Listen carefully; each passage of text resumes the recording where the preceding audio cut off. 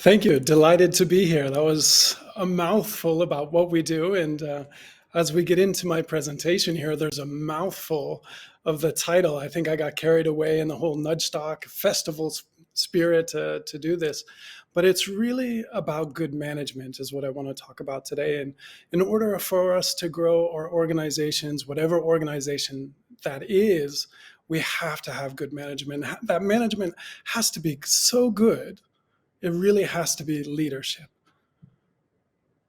Now, why is bad management so pervasive? And why is management so hard?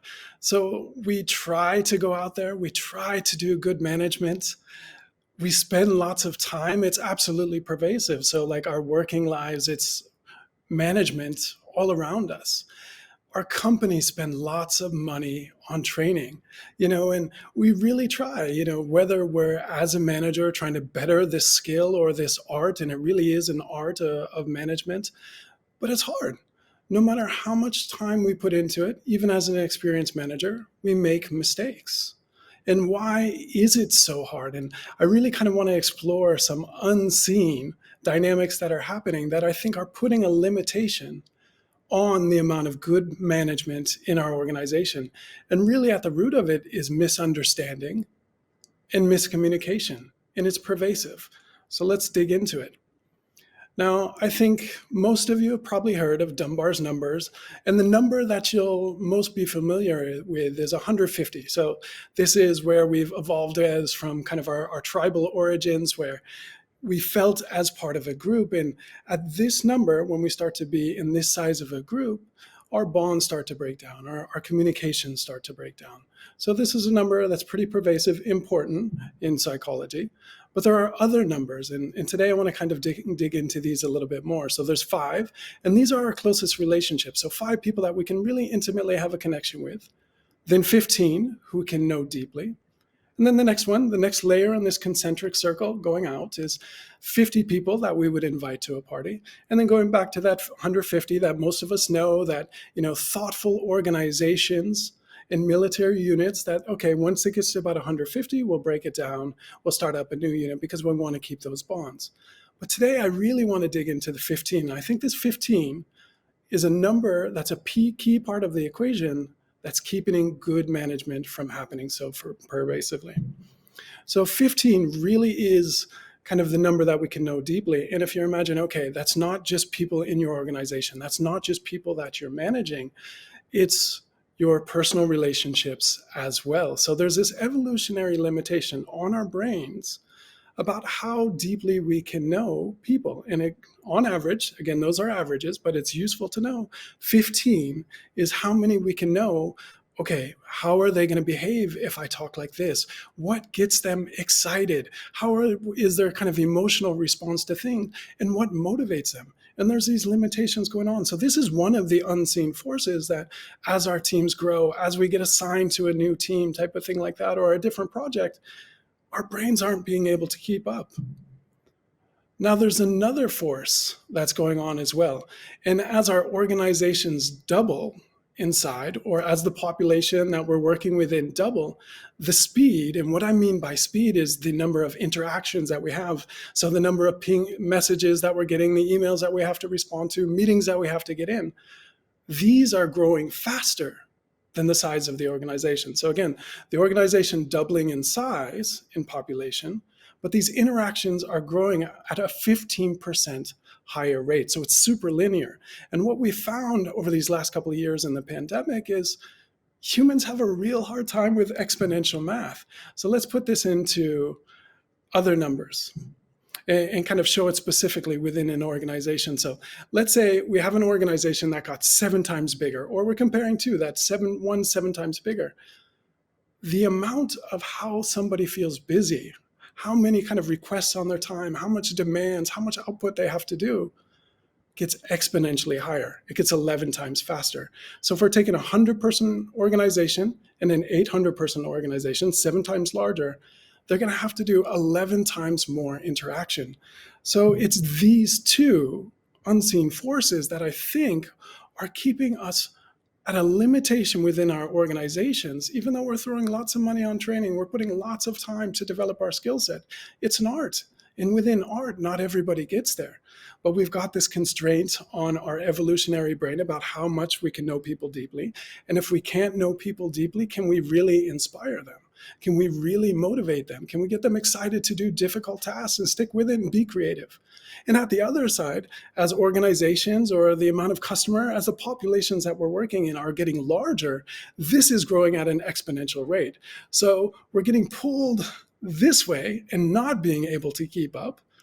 And then our brains are limited to here. So we've got these two forces pulling on the sides of how much real good management we can have because it's too busy and we can't understand people very deeply.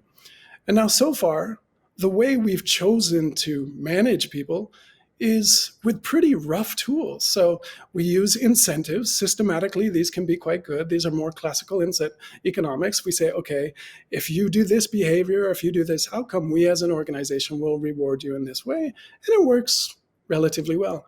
But we as managers, individual managers, we often fall to extrinsic motivations, right? And this is in our tool bag. So this is the carrot in the stick type of thing like that. And extrinsic motivations have very limited kind of ability to get the desired outcomes that we want. So they're proven to be useful and can get that marginal performance that was just talked about in the last talk, that marginal performance in a repeatable task. But if you've got something that's messy, that's hard to understand, that's group work, that's creative, it doesn't work. Extrinsic motivation just doesn't work for that. And it doesn't overcome very, very difficult tasks. So coming from sales and when I was like a sales manager, I'm trying to create the right incentives for my teams. And what it became is diminishing returns. I would think really deeply, okay, come up with a crafted, okay, are we going to go to Disneyland? Are we going to do this? And how many populations' desires and wants can I meet with the incentives to get them excited? But it barely changed performance and only on a couple members in here. So I posit that what we have is we're using really barbaric tools to manage people as managers, right? So it's kind of saying like, okay, we're doing heart surgery, but we've got a bread knife and a screwdriver. Nobody wants that. That's horrible outcomes. So we've got a broken formula. We've got our brain limitation, about 15 people that we can understand deeply. We've got exponential growth as the population sizes that we're working within. And then we have poor tools that we're using, extrinsic motivation. So misunderstanding is rampant within our organization and miscommunication is huge. So there's a real deep limitation on the amount of trust that we can build within our organization. Now, I'm presenting here from Japan, and I'd be remiss if I didn't throw in a Japanese kind of concept here. So in Japanese, we have two words for trust. So there's shinyo and there's shinrai. And shinyo is trust in somebody in a work context, trust in somebody that they're going to complete the task that you've given them. Then there's shinrai, and this is a more deeper human trust. So this is kind of if somebody comes with an idea or a problem and you don't think it's absolutely great, but you inherently trust them because you have this deeper shinrai trust. You trust them as a whole person. And really what we need more pervasively is this shinrai, this deeper trust of the person. We default to believe what they're going to say.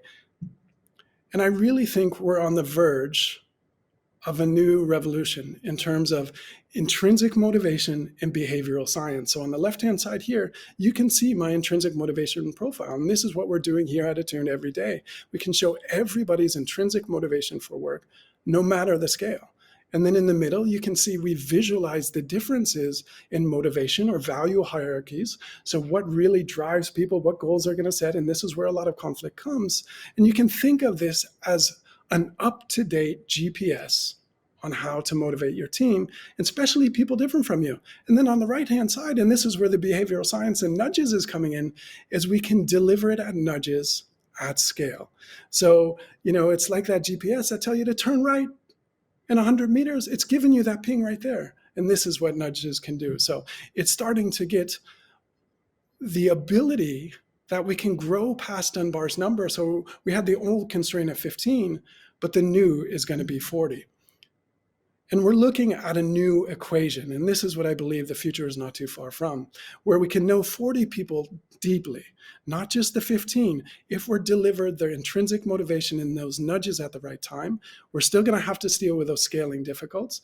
But if we know intrinsic motivation, which is a much more refined surgery skill set, we got the right tools, we're going to drive down misunderstanding, drive down miscommunication, increase Shinrai.